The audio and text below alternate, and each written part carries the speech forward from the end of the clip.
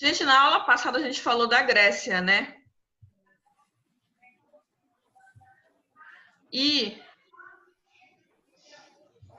hoje a gente vai dar só prosseguimento em um pequeno tópico que faltou acrescentar, porque a gente falou de todo o histórico de como se deu as comunidades greco-latinas, começando pela Grécia, né?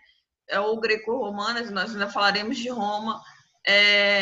Então, a gente quando citou e falou de toda a historicidade da Grécia, a gente falou muito sobre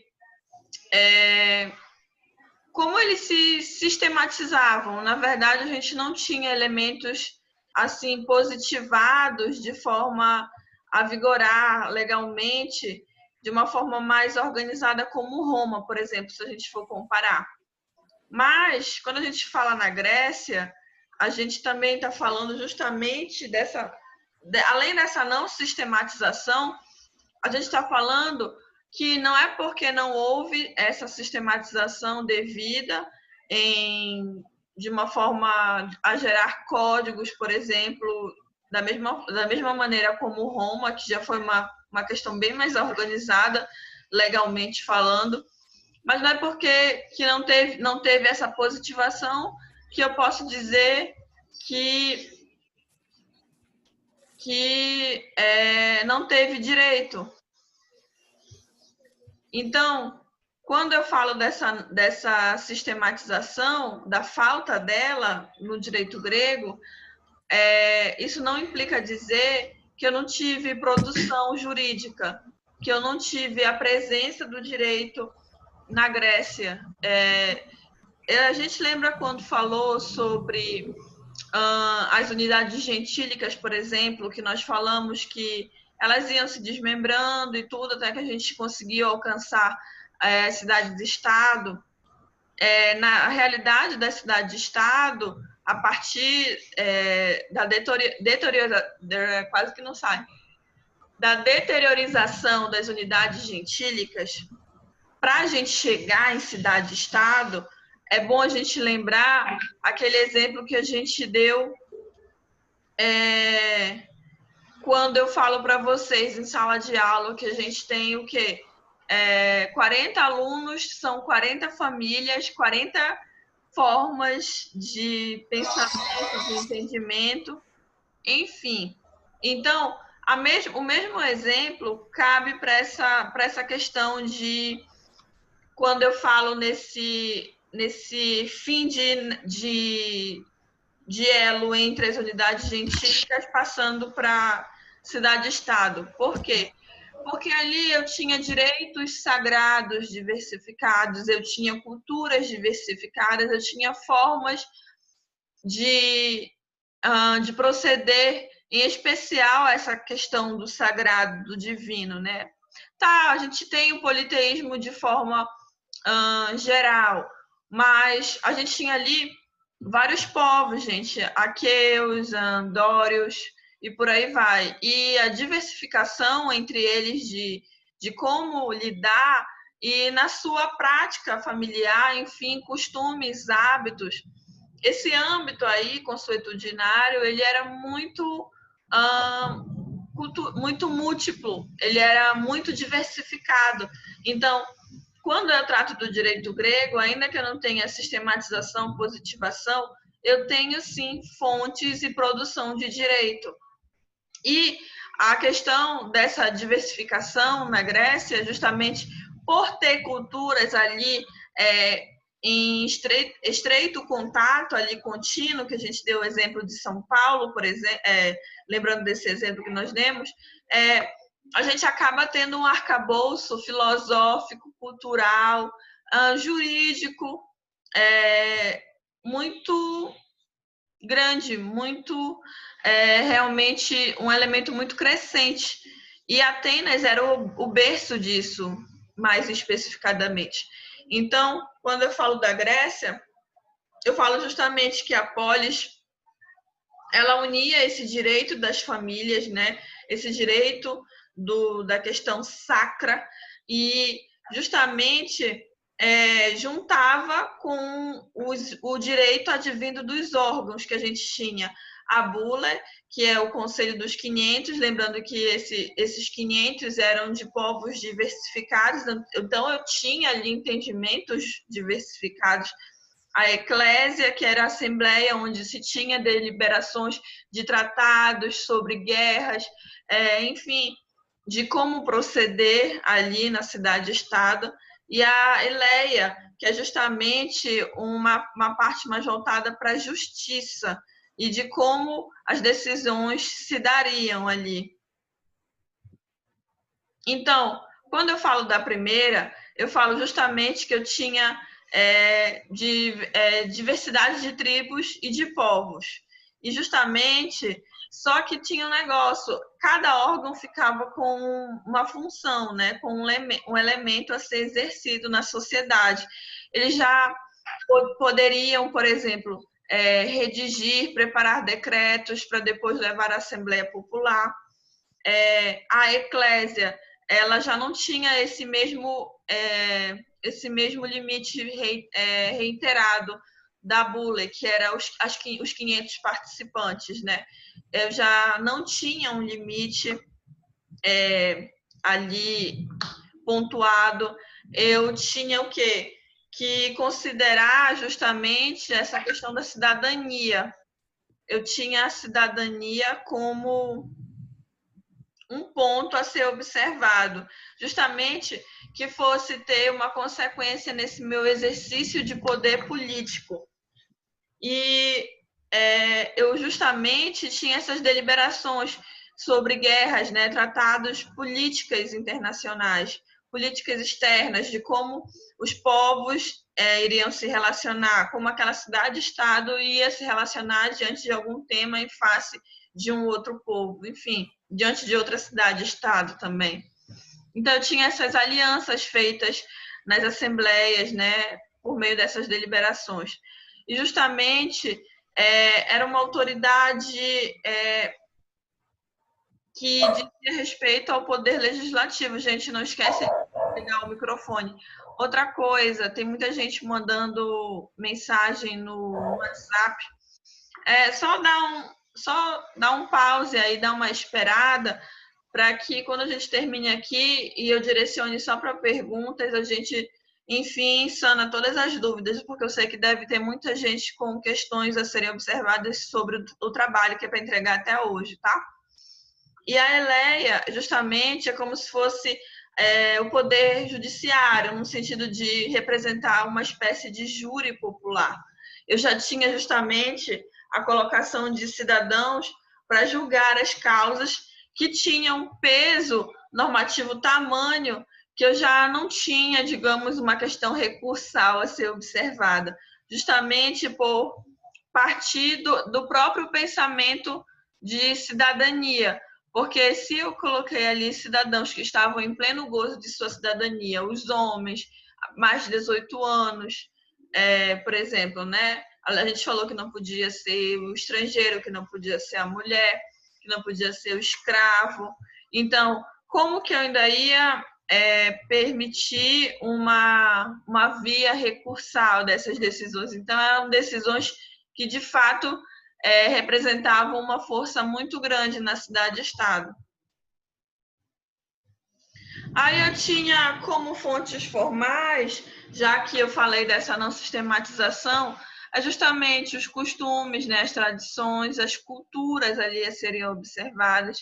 Eu tinha preceitos filosóficos, máximas filosóficas que eram observadas por justamente representarem uma força, uma importância tamanha na cidade-estado. Os filósofos, eles eram pessoas, né, consideradas pessoas muito sábias, então eles eram ouvidos, e eu tinha, que eu falei para vocês até sobre as obras que se confundiam com a existência do próprio povo, né, que a gente já ficava em dúvida se aquela era a realidade de fato do povo ali descrita nas obras, ou se era um objetivo a ser alcançado ainda por determinado povo. Mas era de fato uma fonte jurídica que passa a ser jurídica por ganhar tamanha força, justamente por ser muito difundida na cidade-estado, as produções filosóficas. E eu tinha, claro, leis a serem observadas, decretos promulgados pelos órgãos, porque eu tinha a existência da deliberação advinda dos órgãos, mas veja, junto com essas deliberações dos mesmos, eu tinha justamente a mistura desses costumes e desses preceitos filosóficos numa forma de que o resultado da soma desses elementos me findava na minha produção jurídica, quando eu falo de Grécia.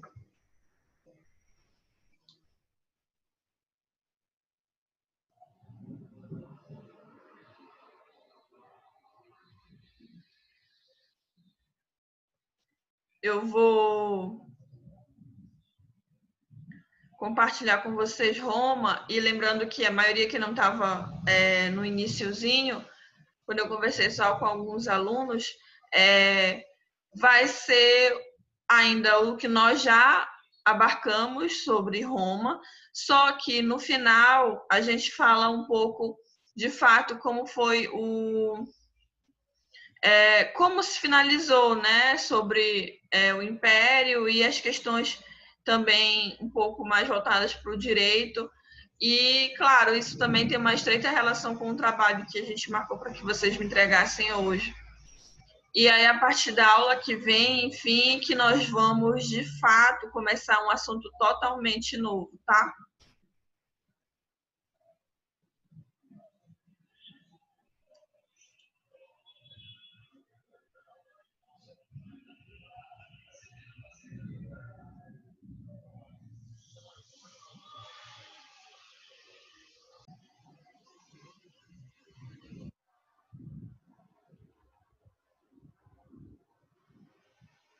Estava colocando a gravação de novo. Vamos lá. Gente, quando a gente fala de Roma, a gente fala, da mesma forma quando mencionou Grécia, a gente fala justamente da questão do mito fundador, né, que se mistura com a história do povo.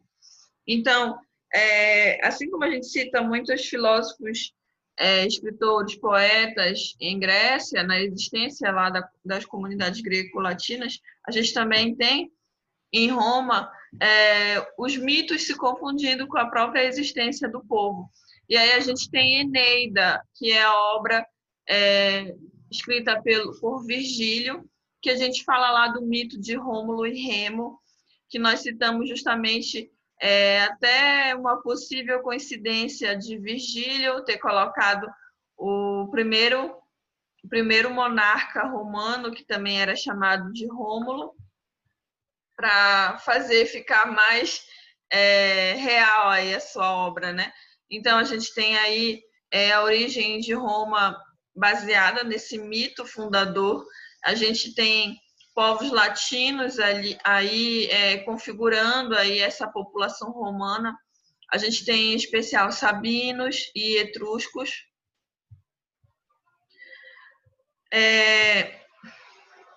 Basicamente, quando a gente cita Roma, a gente fala nas divisões de governo, que é o que de fato diferencia e divide as fases de toda essa historicidade romana.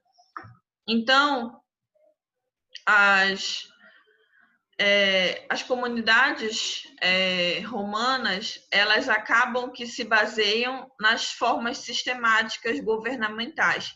Então, estritamente, eu tenho essa divisão em monarquia, na república e no império.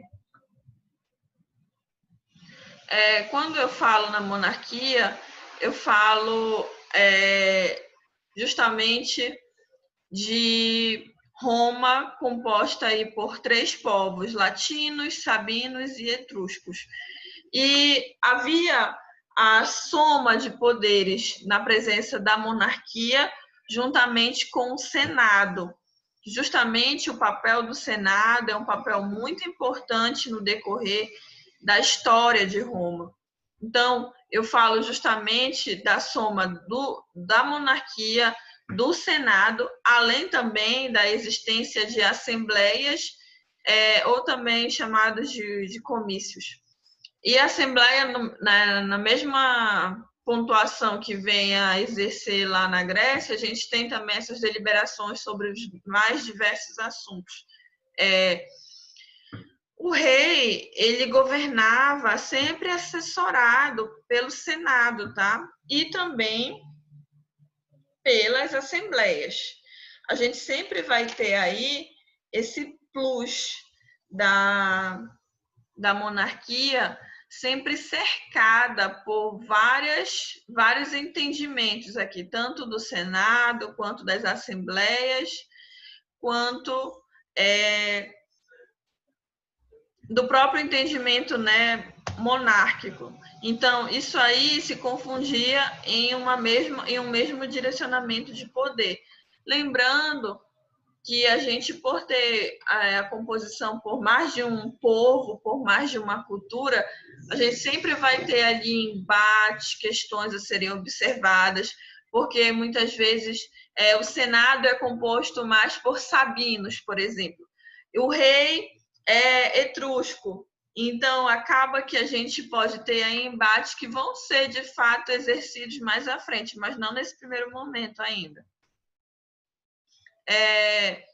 E aí, falando de Roma, assim como eu falei na Grécia, a gente vai ter divisões aí de classes sociais que serão as mesmas, né, pelos 3 períodos governamentais que Roma vai viver, que são os patrícios, plebeus, clientes e escravos. Os patrícios, eles vão ser, assim como os eupátridas em Grécia, os latifundiários, né? Os grandes proprietários de terra. Os patrícios, eles vão ser os aristocratas, eles vão ser a nata, digamos assim, da sociedade, no sentido de deter poderio para influenciar, né, em elementos até mesmo jurídicos, por exemplo, ao seu redor. Então, quando eu falo aqui já dos plebeus, é justamente os pequenos proprietários, e dos escravos, então, são os, digamos, como se fosse lá em Grécia, vamos fazer o paralelo, os despossuídos, porque ao mesmo tempo que eram pessoas mais carentes que poderiam exercer a mão de obra escravocrata por meio de um não pagamento de dívida, ou também por serem presas por questões de guerra, né? A expansão territorial levava as guerras a serem elementos muito latentes na realidade dessas comunidades. Então, eu tinha já aí os escravos dominados ou por guerra ou por dívida, né? Assim também como nós citamos e mencionamos em Grécia. E durante esse período monarca, eu tive aproximadamente não, eu tive 7 reis.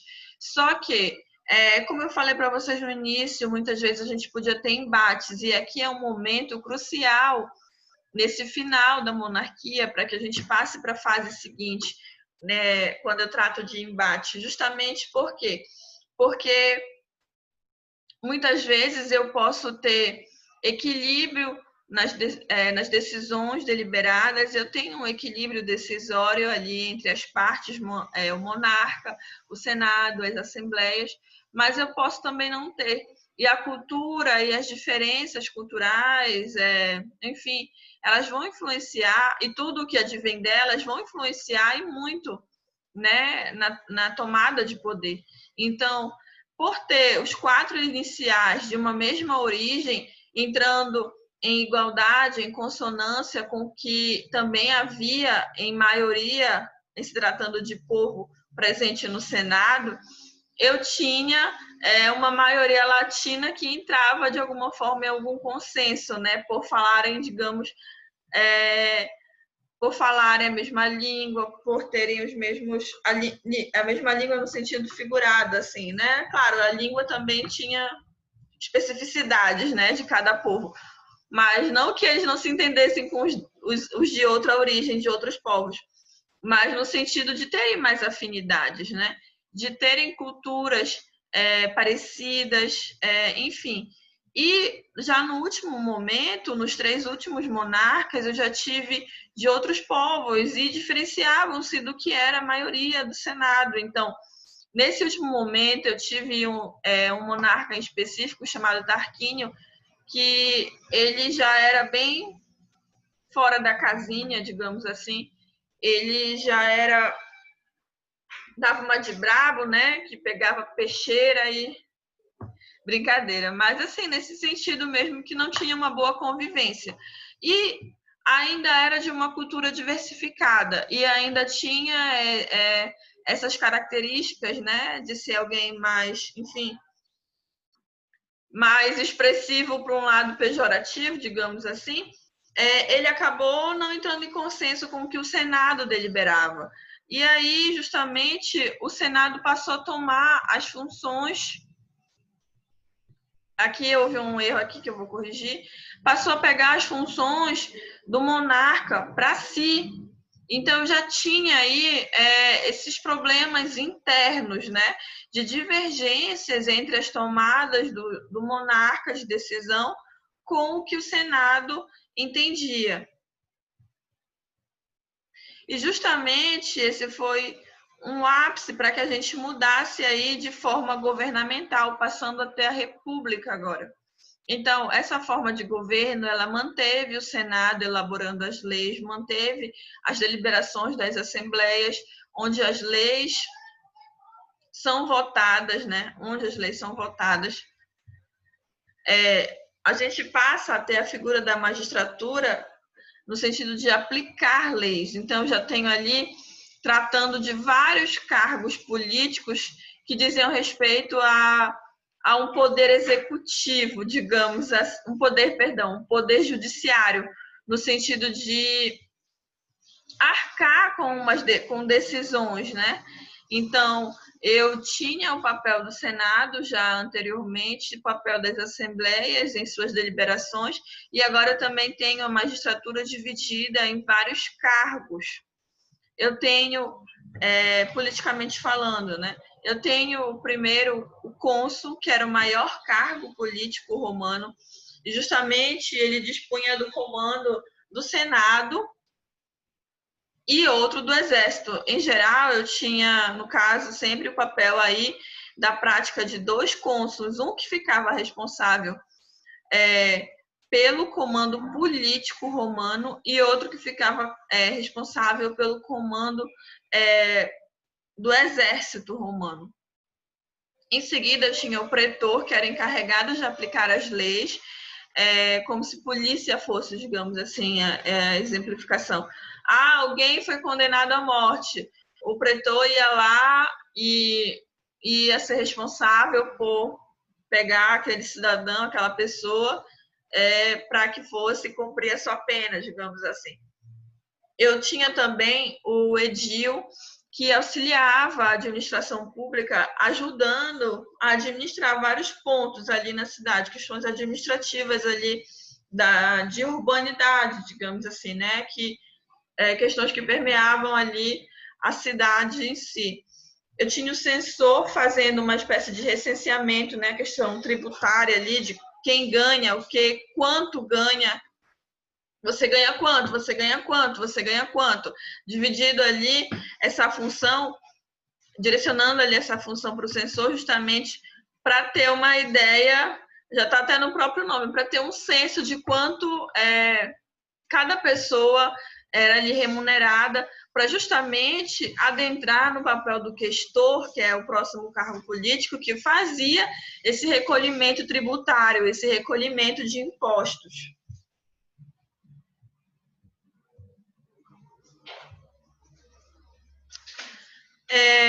Eu tive uma grande potência nesse momento aqui, no sentido de expansão territorial.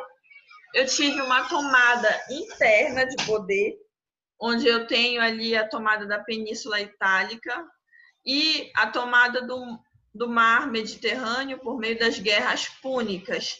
Veja, tem a presença de guerras ali o tempo inteiro. Aí, nesse momento das guerras púnicas, eu tenho justamente a representação da importância da expansão territorial, né? Que sempre eu vou bater nessa tecla nessas comunidades por conta da existência do poder a partir da dominação de um outro povo, né? Até porque também para a conquista de mão de obra escrava, por exemplo, né? É uma consequência disso. Então, eu tenho aí uma alta produção latifundiária. Por quê? Porque se eu tenho os patrícios a partir dessa grande expansão territorial, vivendo um momento super positivo financeiramente, economicamente falando, eu vou ter, consequentemente, um desfavorecimento da plebe, no sentido de que eles, o comércio, os produtos em que eles ofereciam já ganhavam um valor inferior, porque os patrícios estavam em alta ali na sua função comercial, a partir da alta produção de latifúndios. Então, eu acabei tendo aí embates por um descontentamento da plebe, justamente porque eu passo a ter um aumento dessa situação de mão de obra escrava, porque, consequentemente, se eu não estou indo bem ali na minha pequena vendinha que eu tenho, eu vou ficar escravo por dívida, ou também, em decorrência ali das guerras púnicas, eu virei escravo por guerra. Então, a partir desse momento mais conturbado para a plebe, das reivindicações da mesma, em virtude disso, desse descontentamento, por ficar ali bem explicitado nesse momento essa questão mesmo de classe social, né, e de desigualdade social, eu passo a ter ali na realidade romana a necessidade de regularizar isso. E para isso eu acabo tendo a criação de triunviratos, que o primeiro foi composto por Júlio César, Pompeu e Crasso. Eu tenho aí a conquista da Gália por muito sacrifício aí de Júlio César, passando a ficar muitos anos lá nessa região. E eu já tenho aí Pompeu se revoltando contra ele, no sentido de achar que ele de fato estava traindo Roma. Então, eu já tinha aí briga, né, interna. E quando Júlio César volta vitorioso de toda essa guerra, ele percebe que não teve nada para ele e acaba fugindo, né, Pompeu. E daí eu dou início a uma guerra civil, a desentendimentos internos em Roma, porque Crasso foi o primeiro a morrer. E aí eu tive essa briga entre Júlio César e Pompeu. Acaba que, após essa conquista da Gália, eu passo a ter essa presença de guerras civis na realidade romana, só que no final eu tenho a morte de Pompeu e o fim da existência do Senado, porque Júlio César passa a ter esse poder em suas mãos, sabe? No sentido, por mais que ele, nesse momento, esteja ali com tamanho poder nas mãos, com o fim do Senado, esse momento, Júlio César, ele acaba que a tentar realizar a razão de ser de um triunviro, a razão de ser do triunvirato, que é justamente dividir os poderes, né? Dar poderes também para outras camadas sociais, no sentido de que elas consigam sobreviver de uma melhor forma, uma reorganização com a divisão de terras, uma reorganização. Calma aí, rapidinho.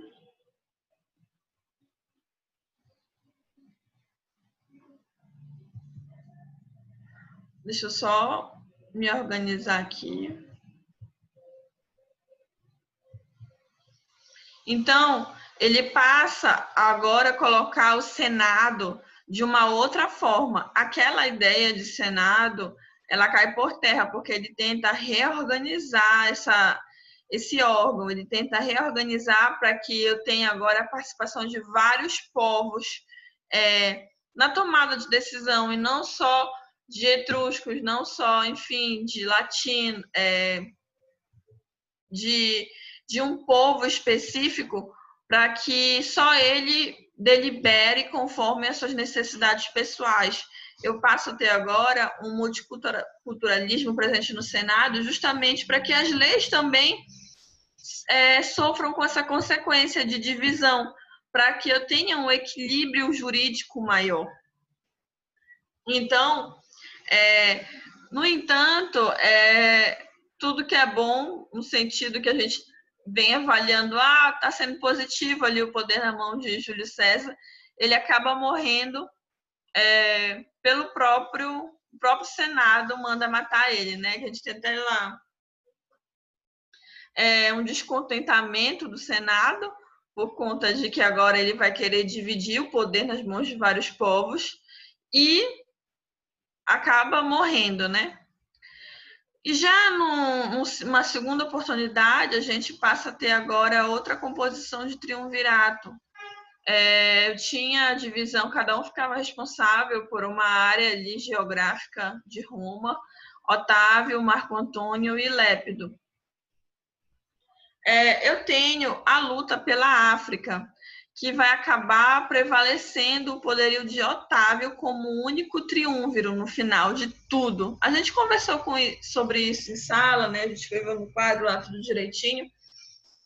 E Otávio acaba ficando justamente como único triunviro no final desse segundo triunvirato, depois dessa briga entre eles por terra, na briga pela África, né? No final de tudo, quem permaneceu foi Otávio. E a partir do momento que eu tenho a tomada de poder nas mãos dele, permanecendo como único triunviro, eu acabo tendo aí a implantação desse outro momento, que é a configuração do Império Romano. E Otávio foi quem implantou esse império, né, permanecendo ali como único triunviro.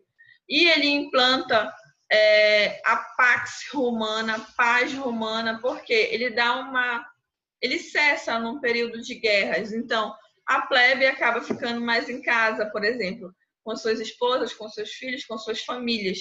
Então, um período ali de paz, de ficar sem fazer guerras, o povo passa a ficar mais em casa.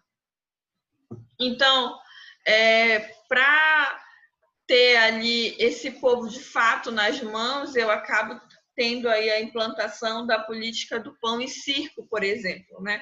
Uma das outras atitudes romanas que são tratadas aqui nesse poderio de Otávio.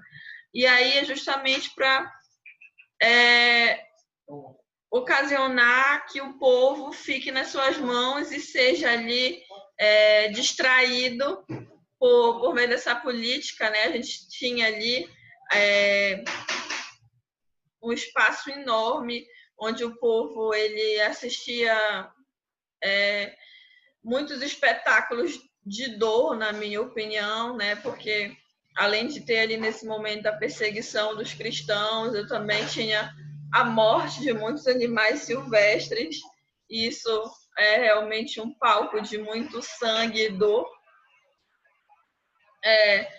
No outro, juntamente a isso, né, pegando esse nexo aí de ideia, eu tenho, de fato, uma perseguição tamanha ao cristianismo, porque eles não aceitavam um Deus que não fosse o real Deus dos cristãos. Eles não aceitavam Otávio como um deus, que nesse momento até adiciona um plus no seu nome, Augustus, que significa divino. Então ele queria de fato ser tratado como Deus, e os cristãos não aceitavam isso. Daí a perseguição iniciada aí nesse momento, quando eu passo a ter a figura do Império Romano. Então, a partir desse momento, eu tenho Nero também ali como uma pessoa que, de fato, perseguiu muito os cristãos. Ele coloca fogo na cidade, diz que foi culpa dos cristãos. Eu tenho aí agora, no momento, justamente, era a ideia, como se eu estivesse matando um, nascia 10. O cristianismo, de fato, ele estava muito difundido, então acaba que em um momento posterior a essa perseguição, né? Se você não pode lutar contra eles, junte-se a eles. Então foi mais ou menos essa a ideia. Que a partir desse momento do Edito de Milão, com Constantino aí deliberando sobre o fato da permissão de cultuar a Deus, né? A liberdade de culto passa a existir.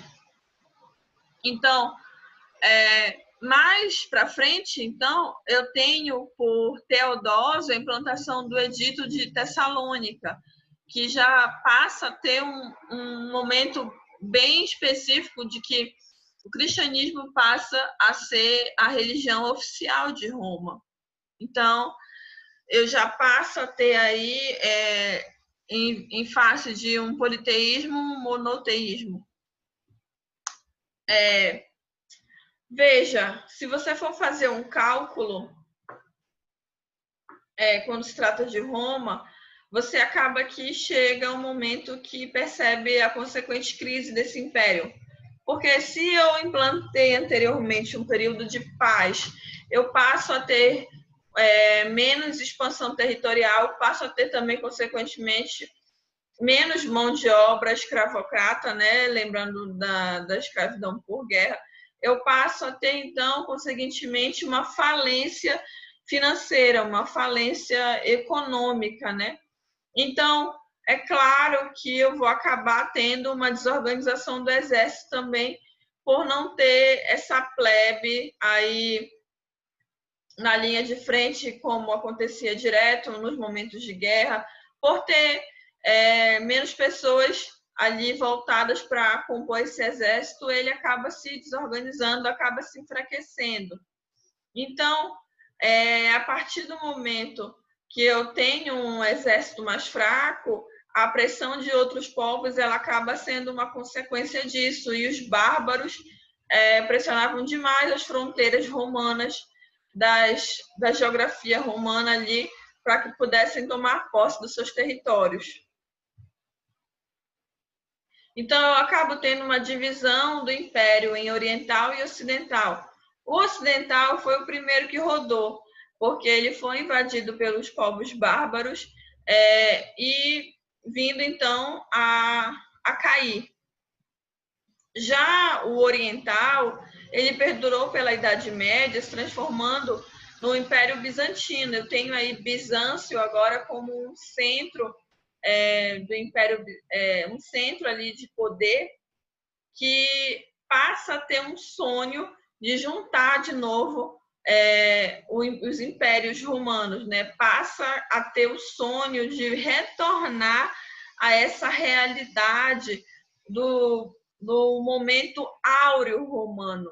Então, esse meu império oriental, ele vai a todo momento, depois com seus governantes, ministrar essas tentativas de retorno a esse ápice, né, que Roma tinha anteriormente, principalmente a nível de poderio, né, que representava, porque eu tinha uma conquista territorial tamanha, eu tinha de fato um poder em mãos em se tratando de Império Romano.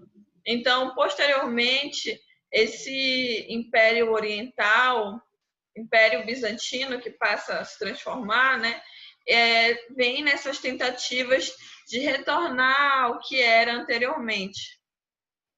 E, em se tratando disso, eu não posso deixar de falar da figura desse cara, de Justiniano, que foi considerado até pela Igreja Ortodoxa como um santo, até, né, num nível assim de elemento sacro, um papel sacro para aquela sociedade. Eu tenho aí a presença dele como Império Bizantino de 527 a 565 depois de Cristo. No reinado dele, ele procurou justamente reviver essa grandeza e na reconquista dessa possibilidade de Império Romano Ocidental, né? Porque, veja, aqui eu estou falando do Império Romano Oriental, que foi, no caso ocidental, fora perdido para os bárbaros. Então, ele tentava sempre centralizar o poder administrativamente para justamente combater grandes proprietários, por exemplo, os latifundiários, que já acabavam a ganhar grandes poderios decisórios na sociedade. Então, eu já tinha ali a implantação de leis mais sólidas para que eu justamente alcançasse uma eficiência maior. Então, ele passa a ter a mentalidade de positivar as leis de uma forma tamanha para que eu tenha ali realmente algo centralizado em mãos do que fazer e do que não fazer, entendeu? De como impor à sociedade o dever ser, né? O objetivo ali da normatividade social. E ele contava com essa burocracia grande e contava, claro, com o poderio militar para isso, né?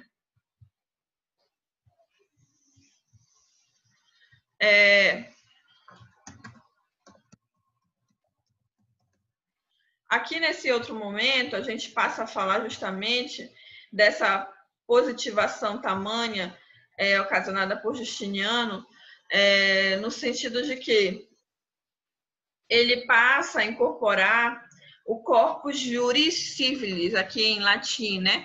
Passa a ter um sistema de lei mais concreto, como a gente mencionou anteriormente.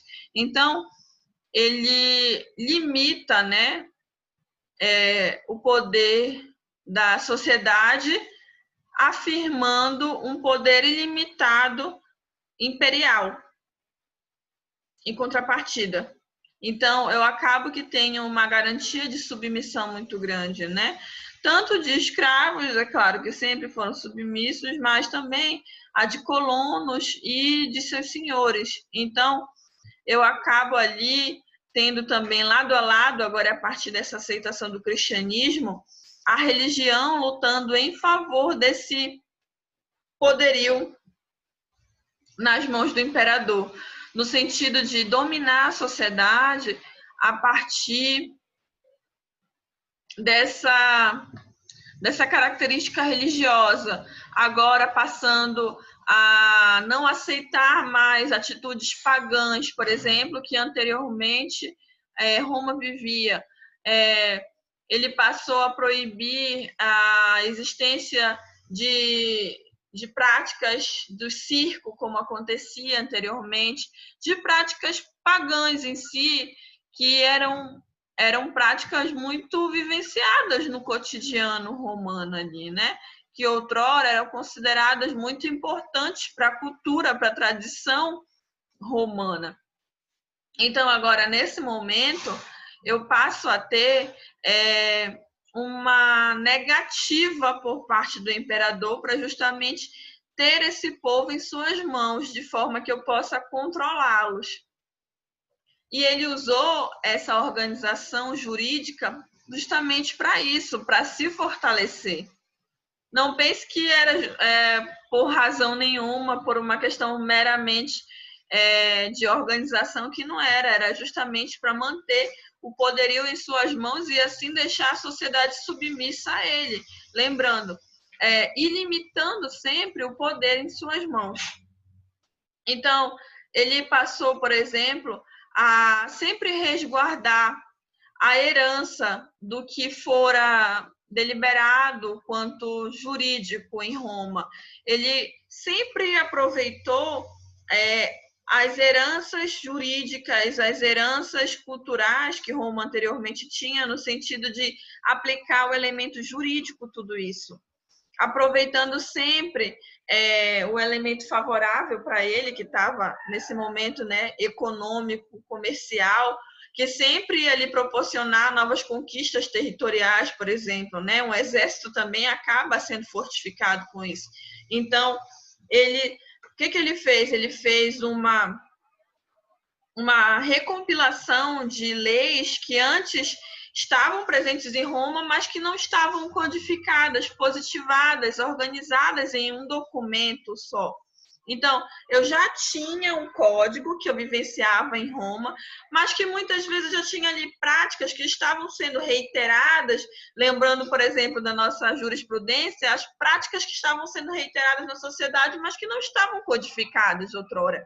Então, agora, ele passa justamente a pegar essas práticas e a tentar reunir todos esses elementos jurídicos em um documento só, para que eu tenha essa organização devida. Então, eu tenho um marco muito notável numa herança de Justiniano para a sociedade, é essa, né? O nosso próprio direito, ele tem a nossa herança romano-germânica tamanha. Veja, a gente tem lá os anglo-saxões com a common law, e já a gente passa a ter essa raiz em codificações. Perceba a herança, né? De Roma, né? Advinda de Roma. Então, a gente passa a ter essa organização, essa positivação, justamente para essa tomada de poder ficar mais centralizada ainda. Então, esse meu corpus iuris civilis, ele se divide em 4 produções.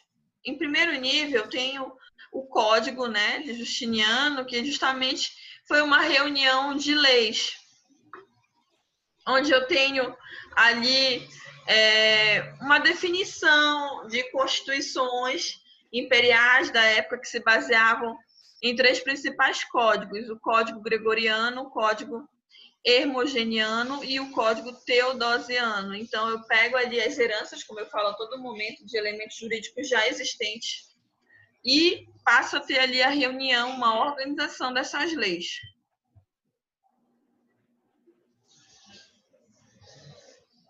Em um outro momento, o digesto, ou pandectas, digamos assim, né, como bem queira, eu tenho ali comentários de grandes juristas, doutrinadores da época, filósofos, lembra das máximas filosóficas que acabam também se enraizando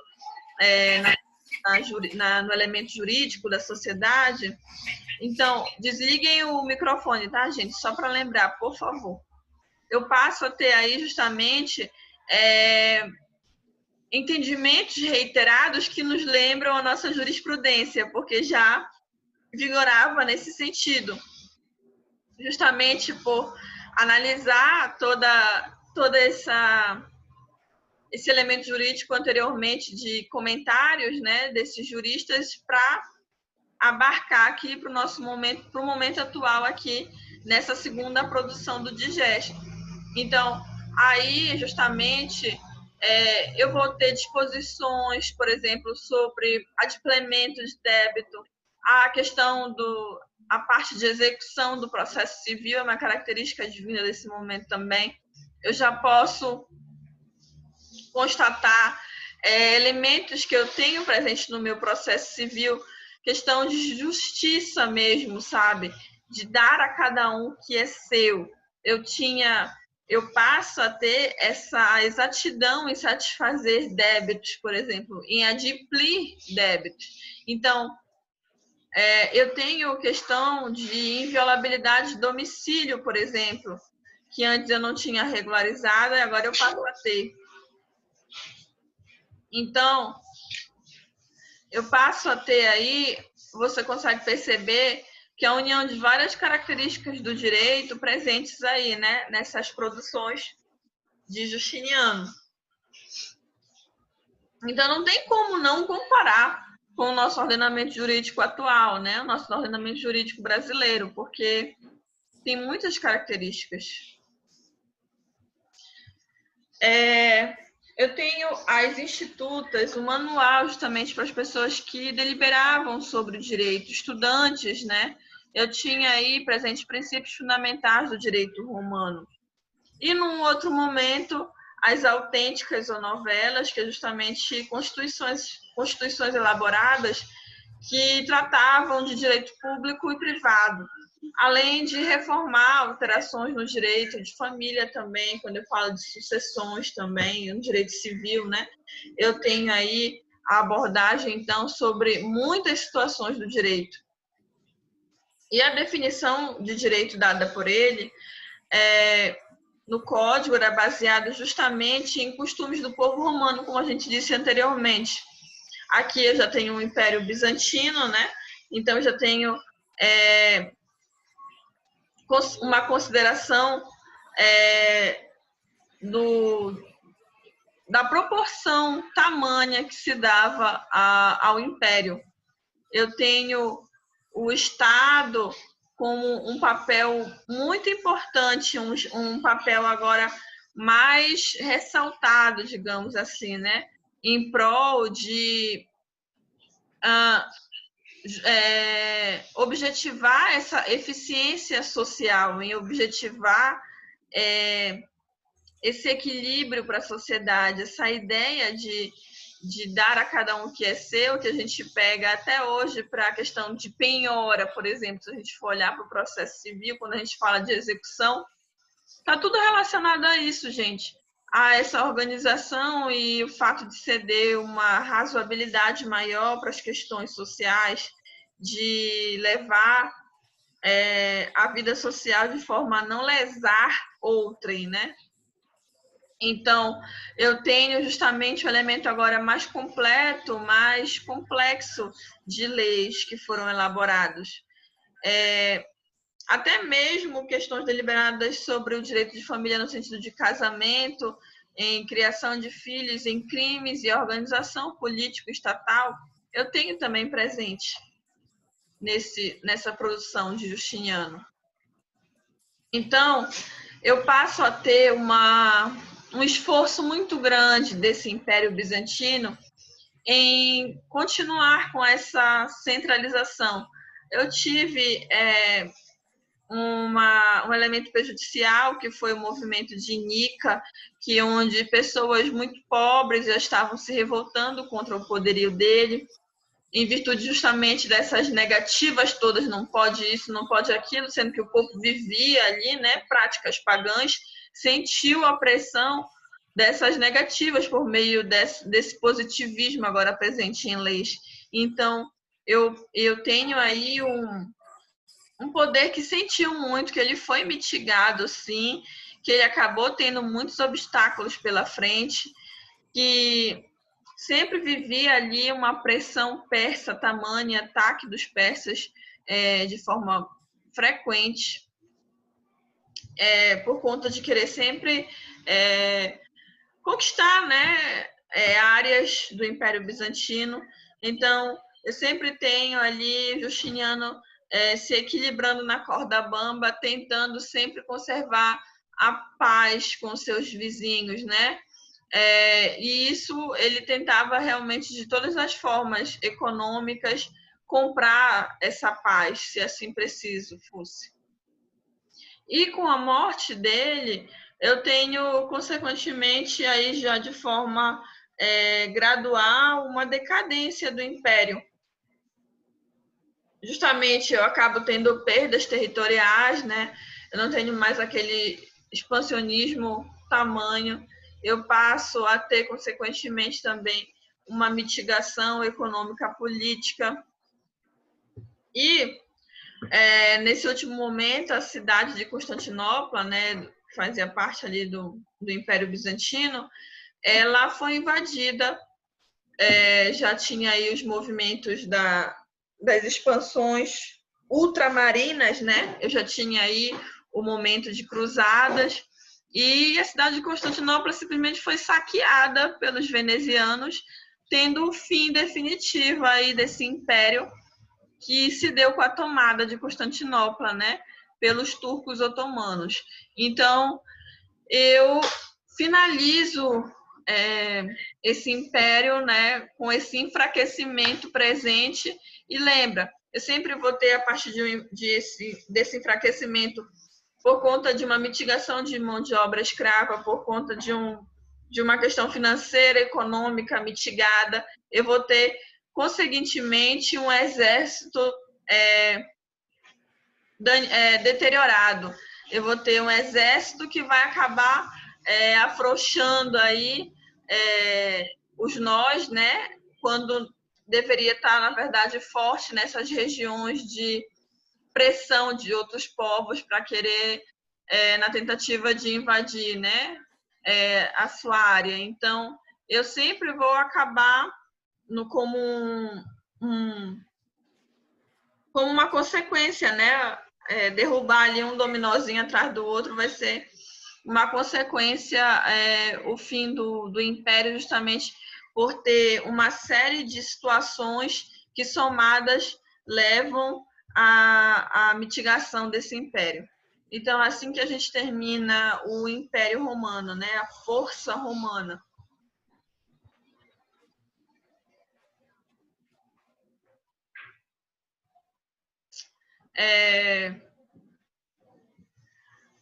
A gente conversou sobre a continuidade da aula passada, que foi sobre o direito grego. A gente deu uma continuidade num tópico pequeno que faltava.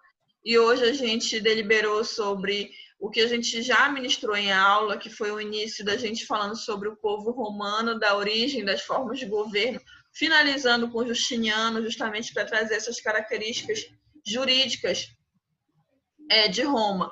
A gente passou em sala também algumas outras características, falando lá dos órgãos, das divisões, falando das deliberações deles, mas basicamente, quando eu falo de Roma, eu sempre vou falar também dessas fontes de direito, que são sempre uma forma tímida da lei de lidar, né? Uma forma tímida justamente por eu não ter tanta organização assim. Lembra que Justiniano ainda pegou umas heranças, porque eu já tinha algo codificado, só que não da proporção que ele transformou. Então, eu tinha sempre algo baseado no meu costume, eu já tinha esse elemento de jurisprudência presente, com questões reiteradas que eram observadas, mas que não estavam codificadas até então, nesse momento, que só Justiniano tornou ali, incorporou esses elementos, né, de forma que ficassem codificados. Eu passo a ter esse elemento positivo agora com uma importância muito maior do que eu tinha antes. Então, quando eu falo de Roma, eu sempre vou falar dessa divisão governamental, que antes eu tinha o rei, o senado, as assembleias. Posteriormente, eu vou ter justamente o papel, né, da jurisprudência muito forte. Eu vou ter o costume, eu vou ter sempre essa forma tímida de lidar com a lei. Agora, ao falar de Roma, eu sempre vou falar desses órgãos. A gente citou em sala, falou dos momentos da República, da monarquia, do Império, só que basicamente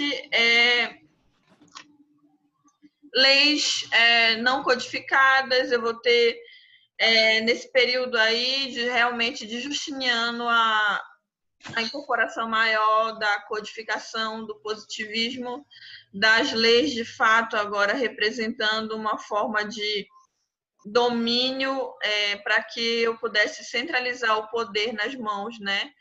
Para poder ter uma submissão maior por parte do povo. É claro que a gente vai ganhando na nossa realidade atual um papel da lei agora em detrimento de alcançar a satisfazer os anseios do povo. Mas por mais que ainda tenha esse elemento coercitivo que Justiniano valorizava tanto, né, no sentido de ter ali essa centralização de poder, é claro que ainda há esse elemento, só que de forma agora a satisfazer o bem-estar social, a coexistência pacífica, o bem-estar social da administração pública agora em primeiro lugar, e não a satisfazer as minhas necessidades pessoais, que era um elemento, né, presente aí quando a gente fala de Império Romano. A gente finaliza agora, eu vou cessar aqui a gravação e eu deixo aberto para qualquer dúvida, tanto sobre a aula quanto sobre o trabalho que é entregue até hoje, tá bom?